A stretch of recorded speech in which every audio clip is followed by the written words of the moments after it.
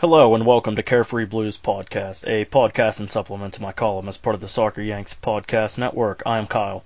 And I'm Amadi. And we are your co-hosts of the Carefree Blues Podcast.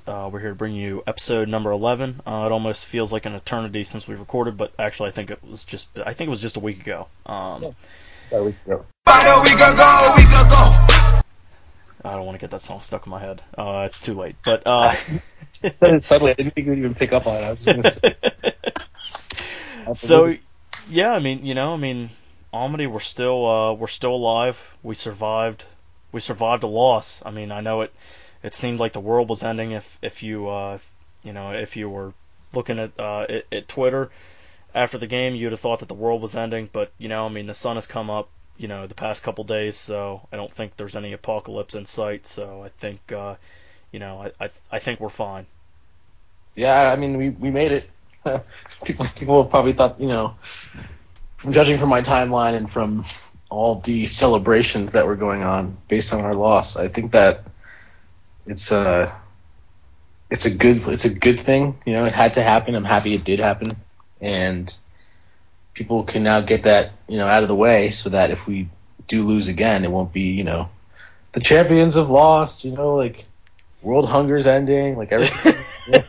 People are just like dancing in the streets. Like honestly, like even the admins at World Soccer Talk, I don't know who did it because it wasn't me. I'm pointing the finger at you guys. Someone wrote "Happy Chelsea Lost Day," and I copied the tweet into my timeline and just wrote "embarrassing."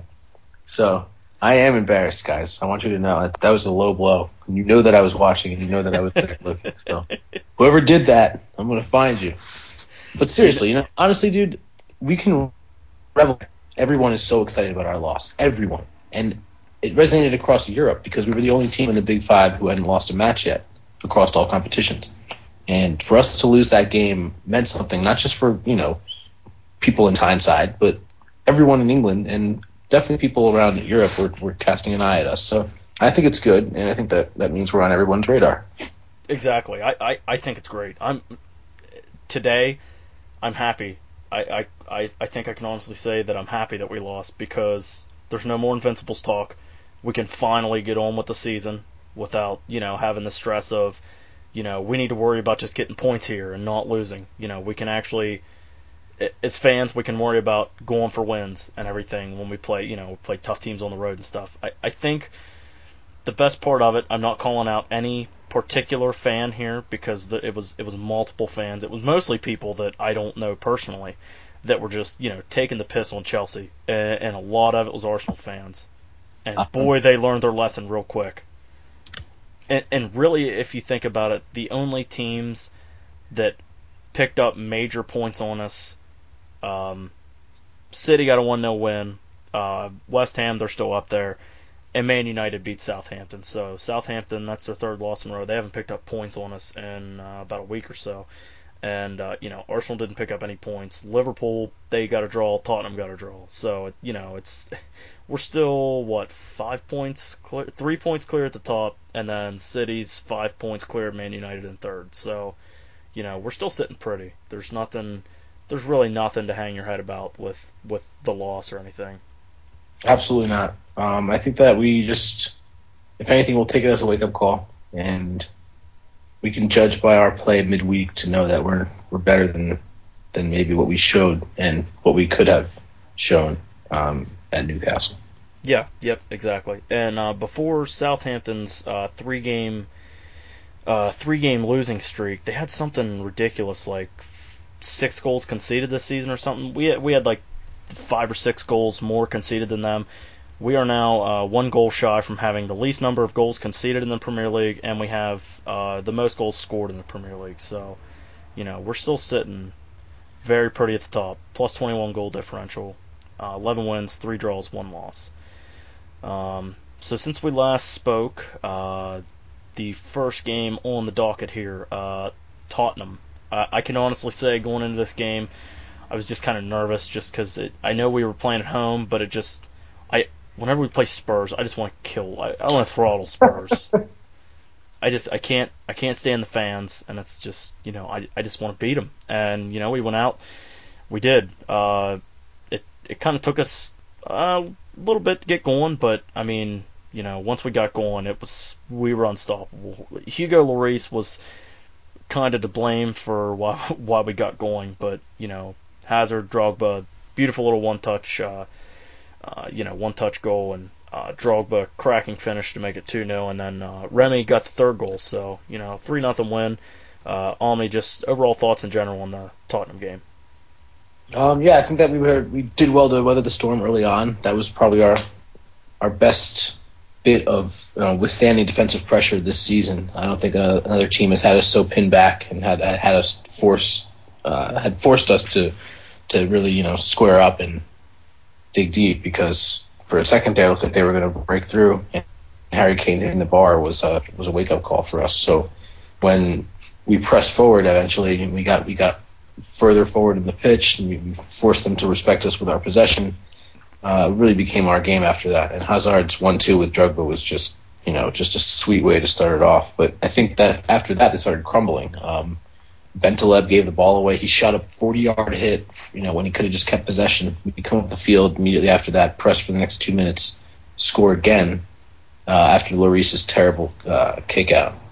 And I think that was just our instinct, to pounce on that ball, our attacking instinct. And a guy like Drogba to get a goal like that, 2 goals and 2 starts when he's called upon, is huge. And also, just like you and I said, Remy getting his goal, making a point, I think, too. Because the way he celebrated, like he was, just kind of like, look what I can do. Yeah, I agree with that. I mean, like you said, we kind of weathered the storm early on. Tottenham had, for the first 10 or so minutes of the game, each team had their fair share of chances, and it was just kind of, you were waiting for the breakthrough to happen, and it just kind of seemed like whoever scored first was going to grab momentum of the game, and I think that just I think it just happened. I had something else in my mind right now that I meant to bring up, but yeah, I think we still found out that Drogba still has it, but we were without Costa in the game, and Drogba played very well from start to finish. Yeah, no, he played well from the beginning to the time that he had to leave the match. But I think that's something that Jose had an eye for. He said he knew he was going to perform. He's going to surprise a lot of people, and people were probably not expecting him to be doing as well as he has for us. I think that this was a shock to more than just outside watchers. I think that Chelsea fans are pleasantly surprised by how much he's contributing. So, it's hard to say that he's not Jose's second favorite after what we've seen with the way that he's been coming out lately. But if he isn't, then Remy's just out of favor, Yeah. And go ahead. I have to believe that Drogba is second best in Jose's mind. Yeah, I agree with that, and I'm guilty as charged of what you just said. Honestly, at the beginning of the year, I thought this was just going to be sort of like a retirement tour for Drogba, and it's he's proven that he didn't come back to in a sense he did come back to retire, but at the same time, there's not really any sign of him retiring this season necessarily. He's been fully committed to the club, his playing time and everything, and he's been a threat pretty much every time he's been out on the field. I agree with that completely.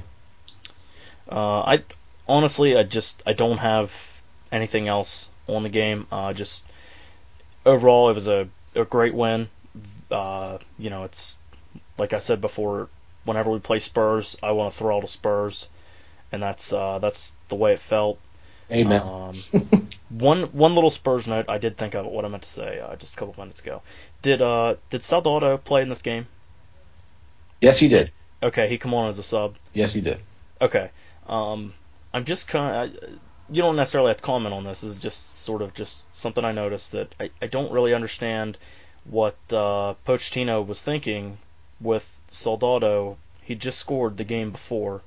His first goal in open play since like 1991 or something, and I don't understand why Soldado didn't. I don't understand why he didn't start. Honestly, that can't be good for a player's confidence. He's had a lot of pressure on him to. And he did score, and then not to get started again. Yeah, I mean, I don't really get it. I think that he had some kind of tactical plan, considering the fact that he played Eriksson on the wide left and Lamella behind Harry Kane. I think they were all about the counter this game, and it almost worked. A couple times almost worked early on, but after we got our hands on their necks, it was lights out. But I wanted to just say one more thing. Yeah, Remy, go ahead. just to think about Remy, because he was just excellent. After he scored his goal, he was still hungry, but it wasn't just that he was hungry to score. He wanted to help the team. So in the 75th minute, he sees us breaking. Willian has started the counter pretty well, and he's already breaking into the final third. And he sees that over his left shoulder, Oscar's making a similar run. So he stops his run and, breaks his neck to get to the outside right of Willian, and forces Fazio and Vertonghen to think that that's where Willian's going to play the ball. But instead he plays it inside to Oscar, and he almost gets the fourth goal there. So it was really impressive, his intuition and his knowledge of the game there, to be able to just expand the field a little bit and force Tottenham to be a little more honest on defense in a very short period of time. He worked, probably the best little move offensively that we'd had for the run of play in the second half. Because after that, we were just like, you know what, fine, come on. If you guys want to try, you can try to score. And they had about 60% of possession. Yeah. Yep. Yeah, I agree with that. That's good. I think that you could make a running for an analyst for Fox Sports 1 for the World Cup. That's not saying that you don't have good analysis, because you do. It's more of an attest to Fox Sports 1's shit analysis they have. Say that. They are quite shit. So the last thing I have on the Spurs game, it transitions into the Newcastle game fairly nicely. My last positive from the Spurs game, Zuma came on. He was awesome, in my opinion. I thought he played very well. He was calm, composed on the ball. He didn't really seem, in situations where he should have been under pressure, he didn't really show it. And there was just a couple clearances and stuff he made that you would think, he needs to kick this ball out of bounds, and somehow he finds a clearance or a pass to one of our own players. So I just wanted to just note that out, that I thought Zuma looked really nicely. And the man he came on for, Gary Cahill, I believe my tweet was fucking Cahill. Dan, my boss here at Soccer Yanks, I guess he was watching the Chelsea game, but he was sort of away from the TV at the time of Newcastle's first goal, and he sent out something, and then he said something about what happened on the first goal because he missed it, and me and you both said something along the lines of Cahill happened or something like that. I can't remember, but just I don't know what was up with Gary Cahill in this game.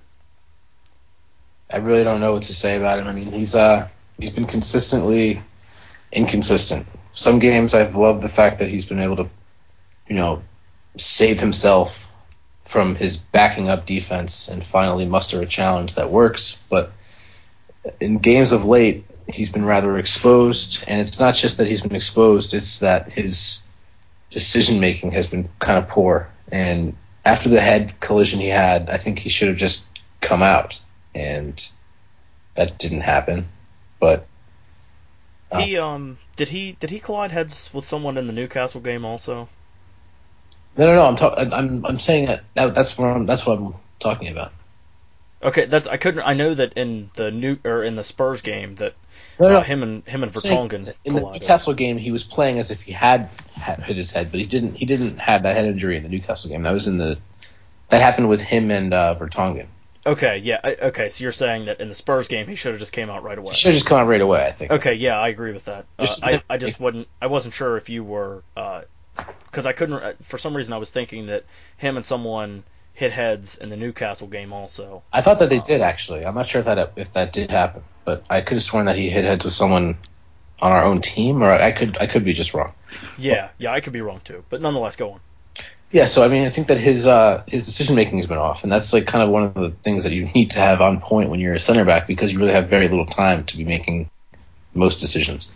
And it's not like his spacing or his fitness or any of that's been off. It's that he's just, when it comes down to it, I think that either he and Ivanovic are being both exposed, and thus our whole side of attack is getting screwed, or he is failing to take on the attacker when it's coming on his side, and it allows for everyone else to pour forward, and we get mismatched in numbers, and that's really the only time that we get beaten like that on the counter.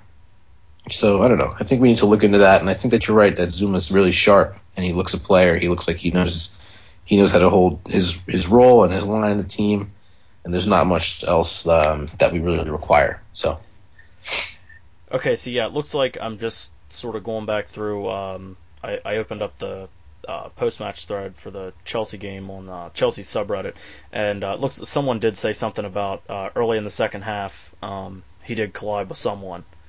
So yeah, it looks like we were not dreaming. He did collide with someone in that game. But yeah, it's like at times this season he's looked like the center back of last season, but then here recently, and even a couple times earlier in the season, sometimes it didn't really cost us, but I know that we've commented on it about him not coming out and challenging defenders and stuff like that. And there was this one that I don't even understand what he was doing. This was after we were already down 2-0, or it might have been 2-1, I can't remember, but there was a ball. Ivanovic was forward. He was up in the attack, and Newcastle just cleared the ball, so the right side was pretty much wide open, and I think it was Cisse that was occupying that open space, and the ball went over in that area, and Cahill got a foot race with him to the ball, and Cahill got control, and he tried to back pass to Terry, and Terry was 30 yards away from him. Yeah, he wasn't even close. That's why I thought the head injury was actually legitimate, and like he might need to come off, because that was a very, very poor decision. Yeah, I mean, I just don't get it. I had no idea that it could be so obvious and painfully obvious for those in the crowd when it's not to the medical staff. But maybe that wasn't the case. Maybe he just made a bad idea, or bad pass rather, bad decision. I don't really know. I don't know what's worse, to be honest. That the medical system was negligent, or that was his decision. So yeah. I mean, I don't know. Yeah, I just don't know. But I'm with you on this one. I don't know if it's the medical staff necessarily. I mean, they seem to handle Courtois pretty well at the beginning of the season. Granted, it was kind of different there because it was the last game before an international break when I can't remember who that was against now, but when Courtois, it was against Arsenal in the Arsenal game when he collided with Sanchez, and they kept him on, and then later, like 10 minutes later or something, they had to take him off, and they brought Cech on. And I think Belgium rested him in their first international game. But, yeah, I mean, I don't know if it was just the medical staff that they didn't, maybe he wasn't properly tested after the Spurs game, or maybe it was just a mental breakdown by Cahill. I mean, it's not like it's been out of the blue. We've seen mental breakdowns from Cahill this season before, so, it could just be that it was just a poor decision made on his part. Yeah, I really don't know. I don't even know what to chalk that up to, honestly. I think that's just in that situation, you're better off taking all precaution. Yeah, I'm with you on that. Let's see. So what are your basic takeaways? We'll kind of delve into a couple of them from this game. I would say that at the time we had made it 25 years since the last time Spurs beat us at the Bridge. We had won all of our home matches that season, defeating opponents by a score of 18-3.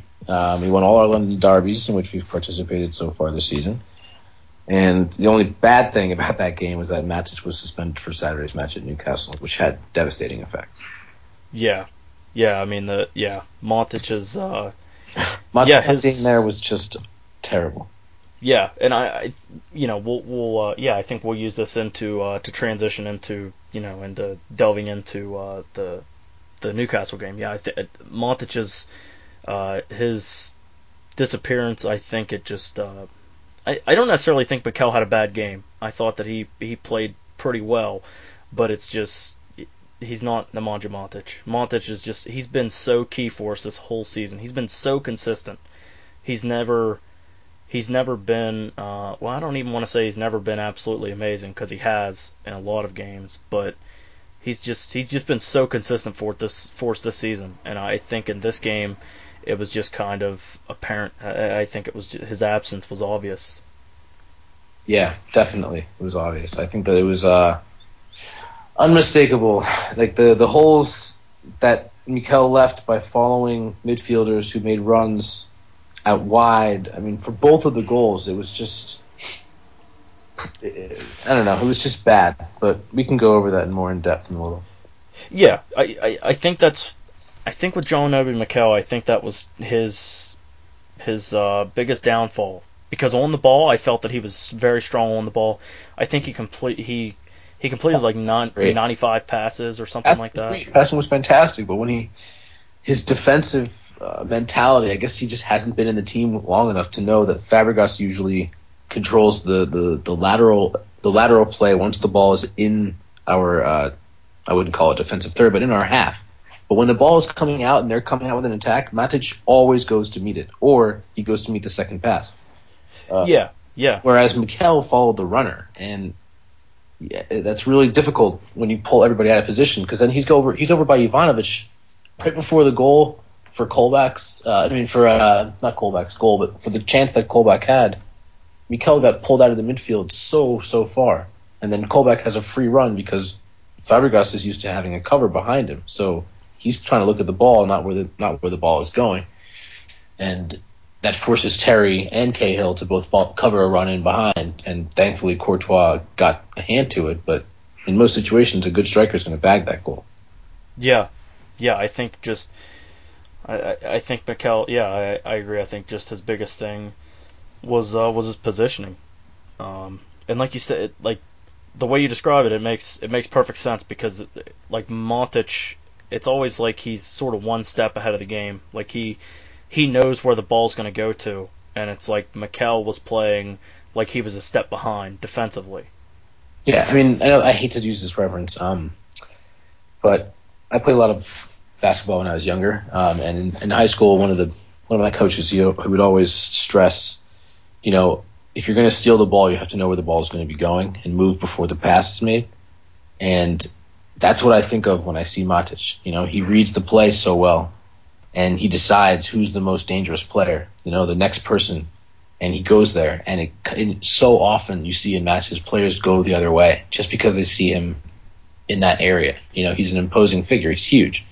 But that's the mentality I think that you have to be cutting out passes and also thinking a step ahead on offense. You can't just be sitting there waiting for, the players to do the dirty work in front of you. And no offense to Mikel, but quite often I saw him sitting a little bit off of the offense, and allowing Oscar and Fabregas to pull the strings, which forced us to go laterally so many times. And credit to Newcastle, they had 10 players behind the ball often and did their job well. So taking a lesson from their friends over in Sunderland, even though they're really not as good at friends, I'm sure the people on Tyneside were pleased to see their team defending like that. I mean, you can't really defend that way for as well as they did and still counter as well as they did without good preparation, which is what Jose was saying. They had all week to prepare for this.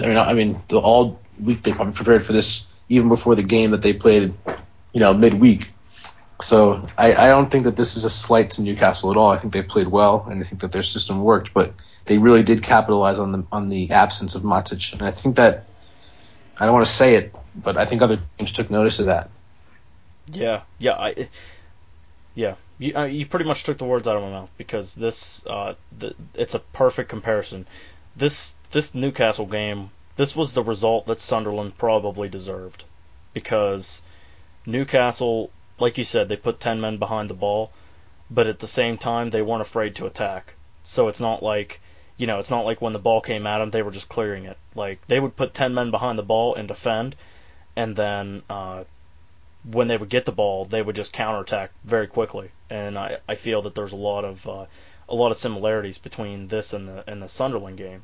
I think that Newcastle played extremely well. They in my opinion they deserved the 3 points. They were better than us, honestly. And I don't think that other teams, well, I shouldn't say other teams, but I don't feel like teams like City, Arsenal, United, Liverpool, typically the top 7 teams. I don't think that I just don't think they want to sit back and defend against Chelsea, and I don't understand why they wouldn't want to, because like you said, I think other managers are taking notice of it, and they saw what Sunderland did to us, and I think managers, if they want to beat Chelsea, they should start, working that into their lineups. And something that I did notice that was a little bit more improved in this game that we didn't use in the Sunderland game is our play on the wing. I thought our wing play was not necessarily superb, but I thought that our wing play was definitely much better than the Sunderland game, and we weren't necessarily trying to create everything from over the top. Mm-hmm. I agree with that. There was definitely a lot of attempts at switching up the play and forcing them to be, really, really tenacious on defense. And a lot of the time, I thought that where they succeeded was forcing us to do a little bit of dribbling. Like Hazard was caught on the ball right before the second goal. And a few times, Janmat got his number. And I think that Hazard had his as well. But just letting us know that they're in the game kind of creates an element that a lot of teams don't have. Usually teams who are trying to sit back and defend will just do that. But like Cattermole, Colback was, all over the place in the center midfield. He had a couple of crucial blocks, and they really did buy into that defensive mentality, and it worked out for them. I can't say that I wouldn't be impressed if that was my team, Yeah, I agree with that. Just trying. God, this game's tough. I hate talking about losing. I hate losing. Hey, man, just enjoy the fact that it's the first time that you've had to do it. Yeah, that's true. That is true. We could be less fortunate. We could be like our benchmark this season, who has like 7 losses in the Premier League now. Liverpool. Oh, it's awesome. But yeah, But they're still somehow, with 6 losses, they're still in the top half. Them and Tottenham with 6 losses. But yeah, you learn a lot more by losing than you do by winning, because there have been a couple wins this season where we both just kind of felt that we're fortunate to pull off 3 points there and not drop 2 points. And I think that it'll be good for us down the road, especially just to finally get this loss off our back. Yeah, it'll be nice. I think the players need to know that they're not invincible, and that this was going to require a tough effort, just like every other Premier League season. And I think that's something that I'm sure Jose has been impressing that upon them, regardless of the fact that everyone's been saying we're invincible. But I'm sure that's something. I'm sure that's something that's going on. Yeah, I agree, and I just the last thing I have on the Invincibles thing is just that in today's day and age, I just think it's impossible to happen. There's so much, especially with Mourinho and his focus on not just the Premier League but other leagues. Especially Champions League. He wants to win Champions League every single year, and it's just with wanting to focus on Champions League and reaching the finals every year, it's just, at least for Chelsea, I feel that it's impossible to do under Mourinho, because we can't. Arguably, we had the most depth in the Premier League, arguable with City, but outside of us and City, there's no team in the Premier League with as much depth as either Chelsea or City. Agreed. But and it may seem this season like the Premier League's lacking, just with Liverpool's fall down to the you have to have the iPhone 6 to find their spot at the table, but just with them and Tottenham and Everton being so far down the table, people think it's necessarily a down year for the Premier League. But at the same time, Southampton and West Ham have both been they don't have world class talent, but they've been a solid group of players that that play together. So I don't necessarily think it's a down year for the Premier League. And plus, it's still early. It's December, so there's still plenty of things that can shake out. In the Premier League. In the Premier League, yeah. So I guess the next thing I want to discuss is I guess we'll go with the goal. The first one, Cisse's goal. I keep watching it on a loop here, and it's just so frustrating. Going back to the Cahill thing, I don't know, him and Ivanovic this season. I don't know if it's their communication or what, but their positioning, they always seem to be so close together. It's right before that goal. It's like him, Mikel, and Ivanovic are just like running in this exact same space. They are in a perfect triangle for like 30 yards. Trying to guard one person. And like, I get that you're trying to deny the pass to the outside and you're trying to shepherd him, but at the same time, someone has to make a decision there. They're all having Cahill syndrome at the same time. Yeah, and it's terrible. Whenever this cross is played in, I don't know who plays the cross in, but kudos to them. I don't even want to say kudos to them. It wasn't even necessarily a great cross. We had 3 players between Ball and Cisse who put it home. But if Cahill's going to be that close to Ivanovic, Cahill has to get a piece of that cross. Absolutely has to. Yeah, no, I agree. Absolutely. I mean, he does get a piece of it, but I shouldn't. Yeah, yeah, I should take back that statement because he does. He gets a block that period. Yeah, you have to. That has to go out for a corner, or it has to fall down. It has to stop right there where you touch it. All right, and we're putting him on the spotlight. So Ivanovic also needs to be so. If he's going to allow every single attacking player to get crosses into the box, eventually they're going to score. I don't know if you recall, but there was a very, very well played ball that was, I mean, for all intents and purposes, I think he was offsides, Harry Kane, but he should have scored. Yeah, okay, yeah, I remember that now. Yeah. But that, he's just here, here, have an opportunity. And those better teams are going to finish those. And I'm not saying that Harry Kane's not a good forward because he's proven that he is this season, but you're going to get punished for that. There's no way that teams don't look at that and say, okay, we'll attack on the left, whatever. If he's going to allow us to cross, and one of those is going to fall. So I am putting pressure on Cahill as well, and a lot of this responsibility falls to him because he is very indecisive. But when it comes to allowing the cross and preventing the ball from coming in, I think that Ivanovic needs to step his game up there. And a lot of the time, it's just because he's caught too far upfield and he's having to make the ground up. Yeah, so I don't know if it's necessarily an adjustment that needs to be made on the right side. I'm not saying to take him or Willian out because I feel that maybe Azpilicueta's better suited on the right side, but aside from that, I think that Willian is our best option at right wing, and I think for the most part Ivanovic is probably our best option.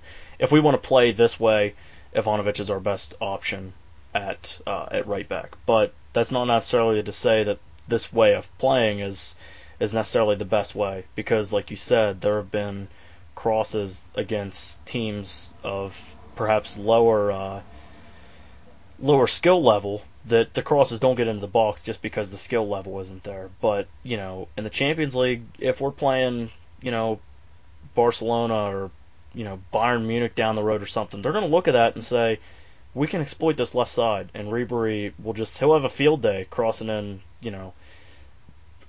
the ball from the left. Yeah, I mean, that's what they're going to think. I mean, people are going to watch tape, man. You have to understand, just the same way that probably you and I did in high school soccer.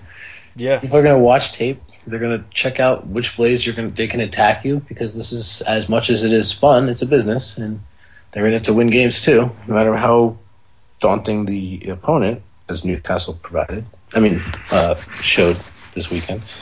Yep. But I mean, there's no real way to describe the ease with which players will not get by Ivanovic, but will cross past Ivanovic. So, yes, he's a good one-on-one defender. Yes, it's fantastic. He's strong in the tackle. Fear going up against him like that physically.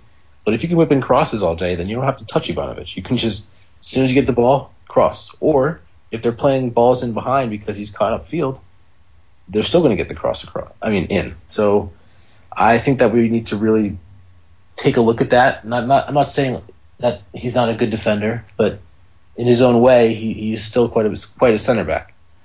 Yeah, exactly. And I think that's perhaps sometimes you and I have mentioned it previously, and I'm not saying that we're the best analysts, podcasters, whatever there is, but I'm just saying that we've noted it in the past that right back isn't his natural position. Naturally, he's a center back, and I think a lot of fans that game were just saying, just making season-long commitments.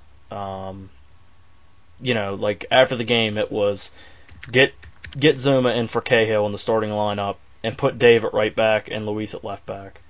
And yeah, I mean that may work against a couple of opponents, but at the same time, I feel for the most part that the starting 11 that we usually run with is probably the best one suited for us. And like I said, just getting back to the previous point, people forget that Ivanovic isn't a natural right back. He was sort of forced into the spot. So, just the last thing I have on this goal, Ivanovic and Cahill both had a severe case of ball watching here.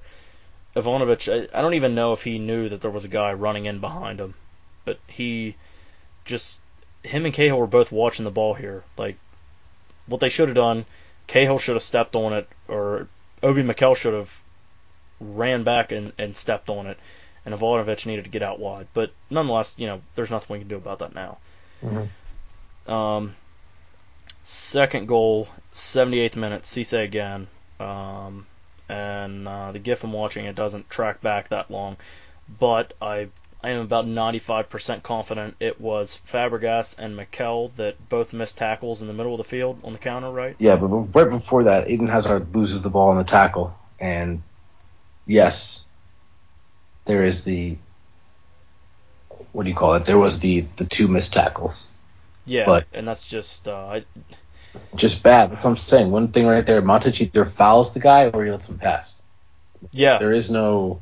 And yes, Fabregas goes in hard and fouls the second guy, but both of them can't be making the same tackle, and I don't think both of them can be occupying the same amount of space, because as soon as that forward ball goes, it's a 2-on-3, and not that really works in any team's favor, but the ball that Sissoko played, which was played behind Cisse in the end, that he kind of fell onto, was, it just so happened to work out. So I mean, it's just that's football in itself. But I think that it's quite remarkable in a bad way that both of our center holding midfielders went for the same tackle and missed it. Yeah, and I view it as kind of karma. Like, that's what happens when two players that go for the same tackle miss. That's what happens. Yeah, you get scored on. Exactly. That's a perfect way to explain to youth players, this is what you don't do because this is the result.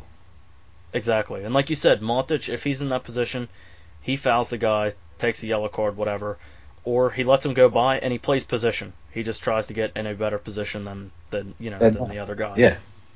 The thing is, I've seen Montic judge that as well and know that he's not going to get there, and then either run by or just bust his ass to get back. And I prefer that than making a horrible challenge, missing it horribly, and then going on to sort of jog back in the end because there's nothing you could do about it. And that's kind of the Chelsea of last year, with squandering chance. And then we'll get into this in a second too, but not just squandering chances, but not being sound in key areas, and that's something Mourinho probably was kicking himself for when Matic was sent off. I mean, not sent off, but suspended the other week. So having to deal, and I guess something we're going to have to see a lot of in the next month and a half, is something we're going to have to get used to. But it's painful to see how clearly and obviously we were deficient and where we were. Yeah. Like you said, it's frustrating to see just how it was clear that where we were lacking and whatnot. Like, how much do you miss Matic? It's just like kind of crappy because I don't want teams to see that and be like, well, I know what I'm doing if Matic is out. Yeah, exactly. We need to keep him. We need to keep him fit and happy, and like just install him in the field at Stamford Bridge. We'll just have to get him all his meals there and stuff. Yeah. Reminder, don't ever leave. We just need you to stay right there. Yeah. Yep. And So yeah, the red card. Honestly, at this point, I don't even remember. It was Stephen Taylor, correct? Uh-huh. He got 2 yellow cards. Is that what he got? It was a double yellow, wasn't it? He got his second yellow for a Okay. reckless foul on Sherla, the first one reckless foul on Willian. He should have been sent off for that one on Willian because he clotheslined him. Yeah, I agree. I don't understand why he wasn't. There's no attempt at the ball. He just grabs it at his head and knocks him down. And there's no reason why he should have stayed on the field in the first place. But that being said, when he got double yellowed, it was warranted because if you're really going to call that first one yellow, then the second one had to be as well. Exactly. And it just, I felt that, I don't know, I got this feeling off the free kick that we were going to get a goal somehow, and we did. Drogba he had a free header at the 6-yard box, like right at the line at the 6, and it felt like we were going to come back, and it kind of felt shitty because I really didn't feel that we deserved to come back.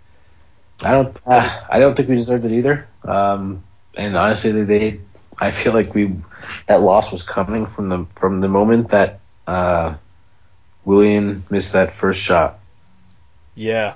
It was a freebie, man. A freebie at the top of the 18, rolling to him on a plate. Hazard just set it up nice and easy. Willian runs onto it, curls it, and it just skates past the post. Yeah. And was it Drogba? I think the pass was intended for someone else. Was it Drogba? And he kind of did like a dummy, sort of? Costa, yeah. Costa backed up, and he meant to hit Costa with it, but he hit it too hard, so it went all the way across. And it was just trickling over to Willian, and he had all day to decide what he wanted to do with it, and placed it right by the bottom post. But then he missed a one with his right foot. We had another opportunity to score via Costa, who was blocked really well by Colaccini. We had another opportunity to score via Costa, who was blocked by Alnwick. We had another opportunity to score when Hazard hit the post. I mean, we had our chances. There was no. This was like, that's why I'm saying this was the team of last year. I don't understand what was going on, but we could not convert, and we should have put this game to bed 12 minutes in after Williams' 2 chances. I don't really see. Yeah.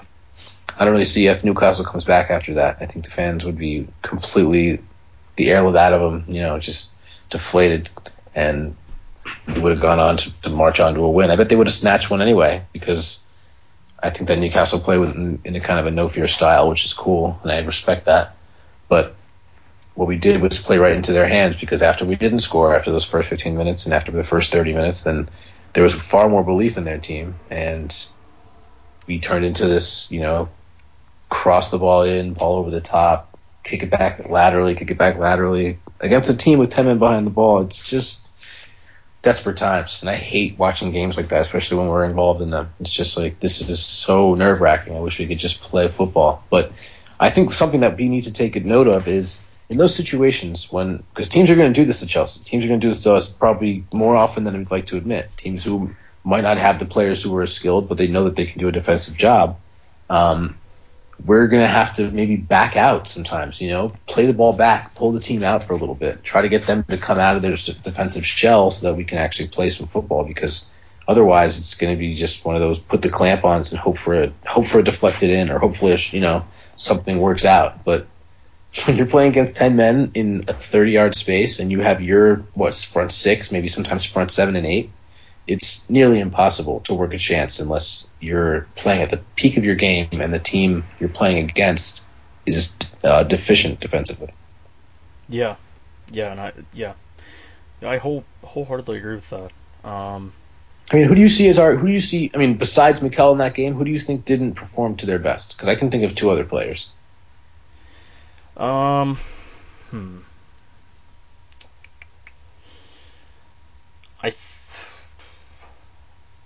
I feel like Azpilicueta didn't play to his best. I agree with you. I totally agree.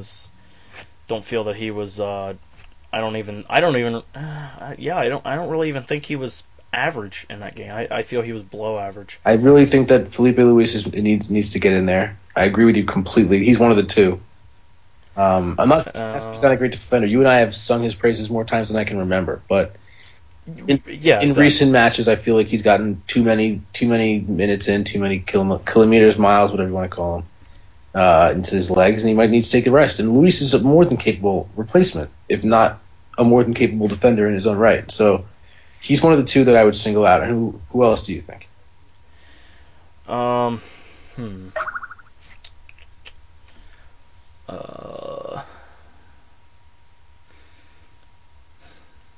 I felt that, I don't know how you feel about these two players. I don't know if one of these two is it, but two players that I feel were average. Maybe Hazard was slightly above average, but I feel that Fabregas was average in this game. I'm gonna guess Willian. I wasn't going to put him in. I guess he'd be third. I thought was actually like deficient, didn't do their job in the way that they normally do was Fabregas. Yeah, I could see that. I could definitely see that. I don't know how much it had to do with Obi Mikel being in. And I agree. That's such a good point. It really does have a lot to do with that because the understanding that he has with Matic. This guy's played every single game next to him. So in the game that Fabregas has played, Matic has played because he's played every game. So yeah, it's kind of hard to really say that it wasn't an effect on him or didn't have an effect on him rather. But at the same time, he's a world-class player and he has to adapt in those situations. So I think that there needs to be a little bit of a. You can say he needs to, he's used to playing with him, but at the same time, there's kind of an expectation that you would adapt in that situation, and I'm sure Mourinho feels the exact same way. So. Yeah, I think over the throughout the next 78% passing, Fabregas for that match in total. Yeah, for Fabregas that's not good. No. I think that over the next couple months, I think that Mourinho needs. I know how key Matic is, but if we play a proper replacement besides his size and his passing ability, and I guess his touch is rather good, but his decision making is just not the same. He's not as forward thinking while also being able to break up tackles. Like Matic is quite of a rare commodity. Yeah, and it's nice. I mentioned this on I think the last podcast or the one before that, but it's nice to see fans of other teams being like, wow, Matic, he is a tank. Yeah. He really is. He is so. I don't want to necessarily say he's been more vital to our team than any player has been to their team across the Premier League because, there's other players like Aguero with City and Sanchez with Arsenal. But, exactly. But without a doubt this season, I feel that Matic has been most valuable to this team out of anyone. I feel that if there's one player in the starting 11 that's irreplaceable, it is Matic. I can't think of any. Just judging by how many minutes he's played. Yeah. Just how many minutes and how consistent he is. Remember that many podcasts ago, we talked about how in some rather meaningless game he brought on Matic. He brought on Matic in a Capital One Cup game, and it just turned it around. Like it was 2 minutes later, things changed. Yeah, that was Shrewsbury? That's what I'm thinking. It was Shrewsbury because we had I think our front or our three attacking mids or the attacking mid and wingers. We had Schürrle and Remy on the wings, and Oscar was our attacking mid, and we just weren't really. It was just kind of like a sloppy game, and he brought him on, and he changed the game. It's amazing how adaptable Matic is to the players around him, and how he can just adapt to if someone gets inserted into the lineup around him, that it's instant. He adapts automatically. Yeah, well, he knows his position so well. It doesn't require anything but getting in the match, and he's just it just fits right in, does it. Doesn't take him long to find his feet, and he's clearly got the favor of the guys around him. They do trust him on the edge of the box. They look to him. They'll play that ball into him, whatever. And there's nothing more. I guess as a fan, there's nothing more reassuring than seeing him out there. Yeah, absolutely. It was, right after the Newcastle game when he got that yellow card. It was kind of crushing that that he was going to miss the Newcastle Yeah. game, and I'm pretty sure shortly after that Fabregas got taken off because Mourinho realized that we can't. There's no way we could afford to miss both of them for the Newcastle game Yeah, because Fabregas, who will now miss the Hull game,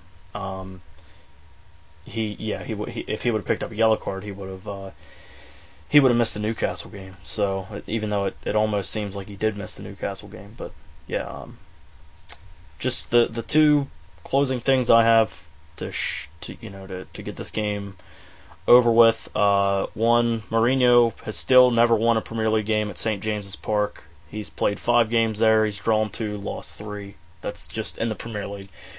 And the other thing is just I guess you could call it the transformation that Newcastle's made just in the last 7 games. Through 8 games played, they were in 18th in the table. They were facing relegation. They had 1 win, 4 draws, and 3 losses. And since then, they are 5 wins, 1 draw, 1 loss.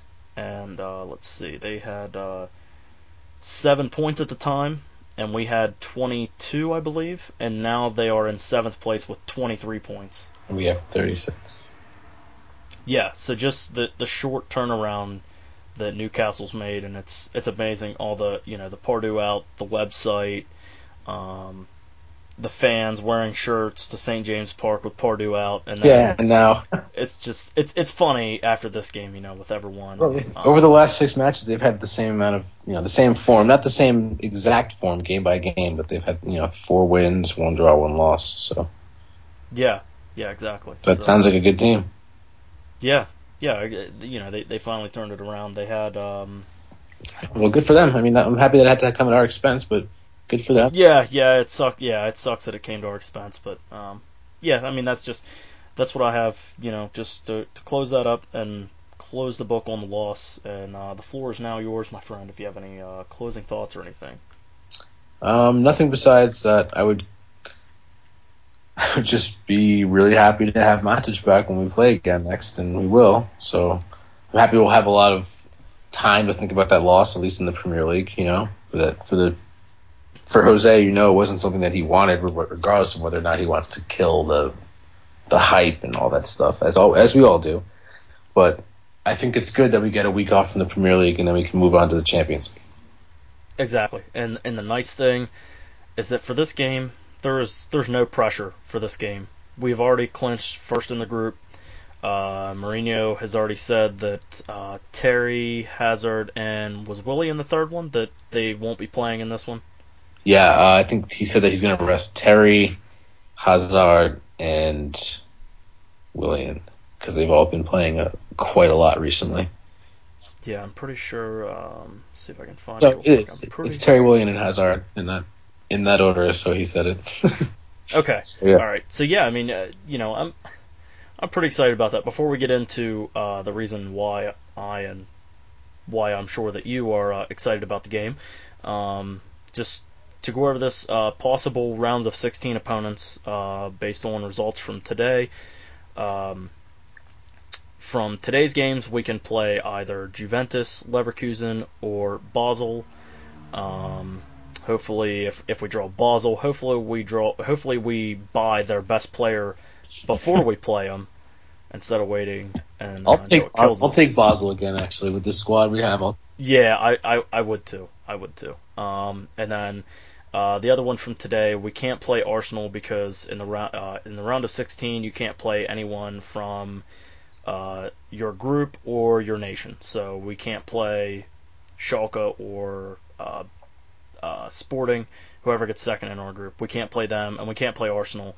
And if City were to finish second, we can't play City either in the next round. So we can play Juventus, Leverkusen, Basel, or we can find out tomorrow the teams that will finish second. We could play Roma, Man City, CSKA. It's up for grabs for second, but we could play Roma or CSKA Moscow, Barcelona or PSG, or Shakhtar Donetsk. I'll take anybody but the Barcelona PSG combo. Yeah, I agree. Although I wouldn't mind getting a tough one out of the way early. Yeah, that's also true. I wouldn't, as much as I want to play Juventus, I don't know. Juventus, just their, I don't know. They were just, last year they were bad in the Champions League, and I don't know. That's just kind of the feeling I get of who we're going to draw as Juventus. But, who knows, though? We seem to, sometimes we have luck. Well, people like to call it luck, but I just call it having good success in Europe year in, year out.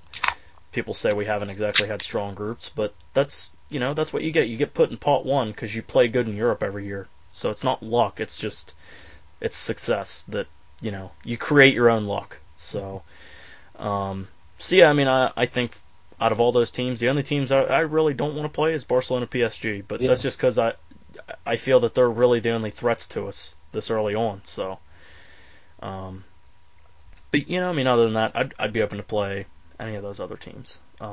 So, moving on, a couple podcasts ago, this was probably one of the first couple of them that we had. We talked about a goal that Ruben Loftus-Cheek was involved in with I don't remember if it was the under 19 or under 21 squad, but it was like a full length goal that like Loftus-Cheek and I think the national team.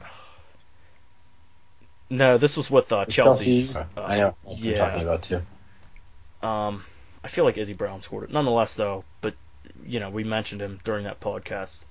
And Mourinho said today that Loftus-Cheek, he's going to debut tomorrow. So whether that means that he's going to start or if he's going to come off the bench, I don't know. But that means that Mourinho's listening to the podcast, and that's fantastic. Exactly. Jose, thank you so much. Cause I don't know how to really say it. Really, thank you. But obviously, we've gotten through to you, and I just hope that we can in the future continue helping the team. Exactly.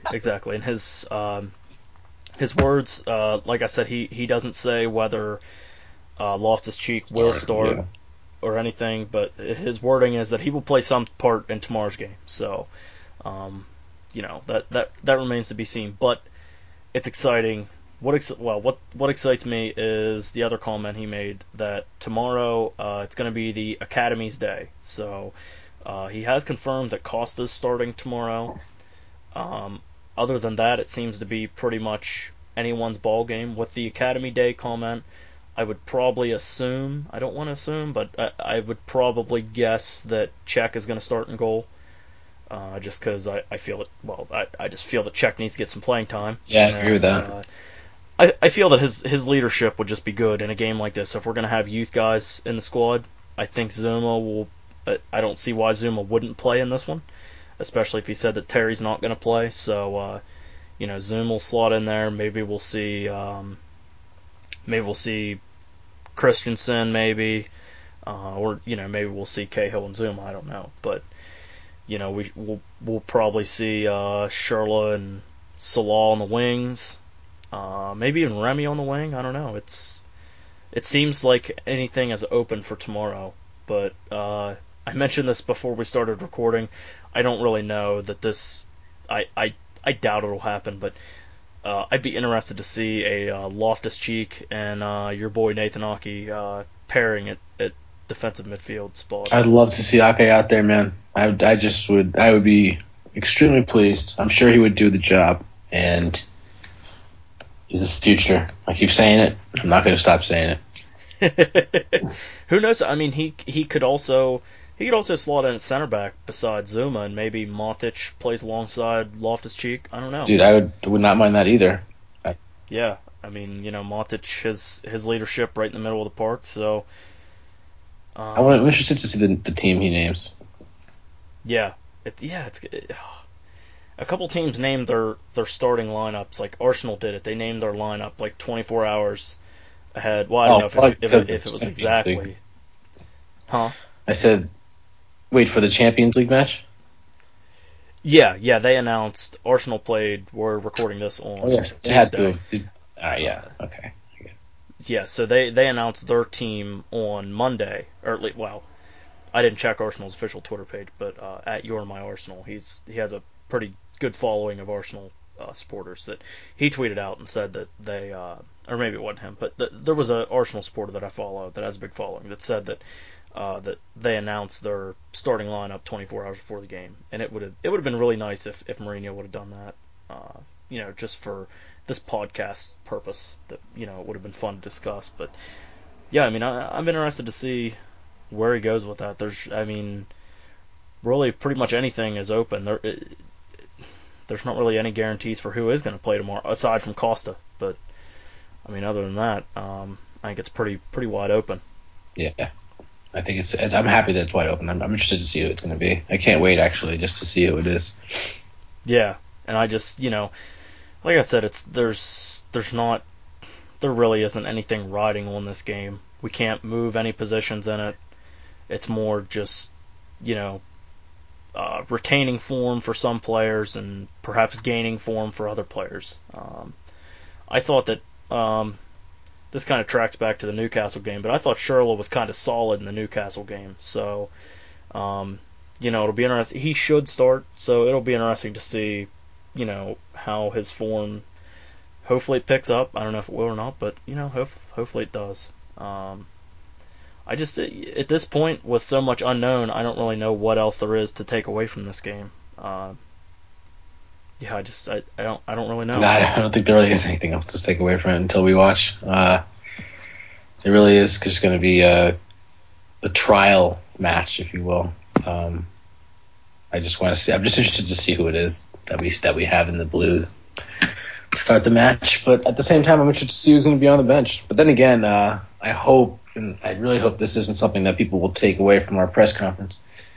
I hope that people take this match seriously regardless. I want to hear support. I want to see the fans all decked out. So yeah. I mean, I'm still expecting a win. I don't care who we start. I don't care if we start the under 19 squad. I'm still expecting a win. But, the fans to get behind the team. Like, I don't want it to just be a walk in the park and have it be quiet at Stamford Bridge and people leaving early and empty seats. I want it to be it's a Champions League match and people should be there. So exactly. So I mean, we have that game. We have Hull on Saturday and Derby County in the Capital One Cup on Tuesday. And I guess last thing I'll note here that we drew Watford in the third round of the FA Cup. Yeah. And it looks like that. I think they said that it'll start the first or second weekend in January. So I was kind of hoping that we draw the underdog Blythe. I think they're in the 7th division. That they pulled off the upset. I can't even remember who it was against, but it was a 4th division team.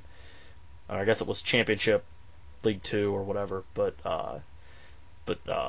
Blythe Spartans pulled off the upset from the almighty 7th division. Yeah, dude, that's the magic of the FA Cup right there. Exactly, and it would have been an away game too. We would have played at Blythe, so it would have been cool for their supporters. They drew, I can't even remember off the top of my head. It wasn't even a Premier League team. It was against a team that it's kind of like that 4th division team that they beat. It's a team that they have an okay chance of beating, but at the same time, it's not like they're not going to draw a huge necessarily diehard crowd for it because it's not a Premier League team. So, I mean, how many can they really even fit at their current stadium? Like, what's 1,000 or something? I can't.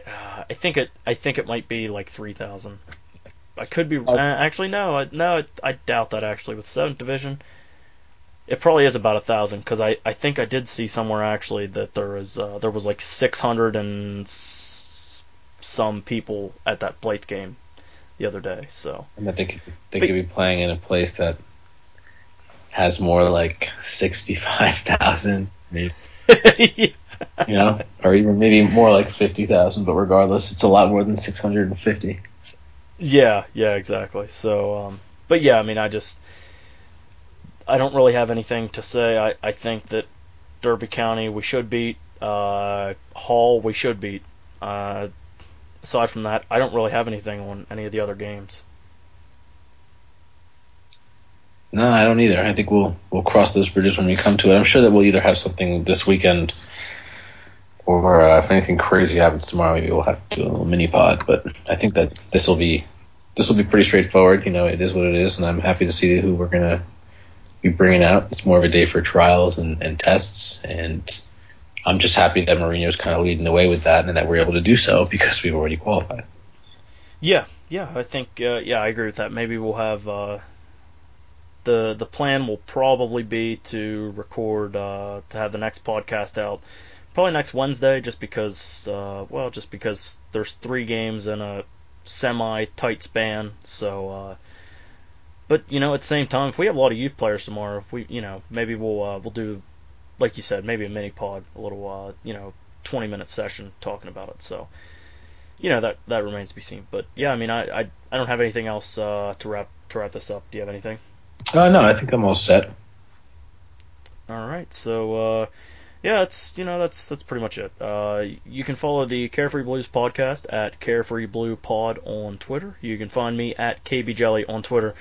Everything soccer on the Soccer Yanks website at socceryanks.com, and everything Carefree Blues at socceryanks.com/carefreeblues. Amadi, share with the fine listeners of the pod where they can find you at. You can follow me on Twitter at Amadoit. That's AMADOIT. You can also follow me on Twitter for fine videos, tactics, goals, funny stuff at number 6 and then Second Savage written out.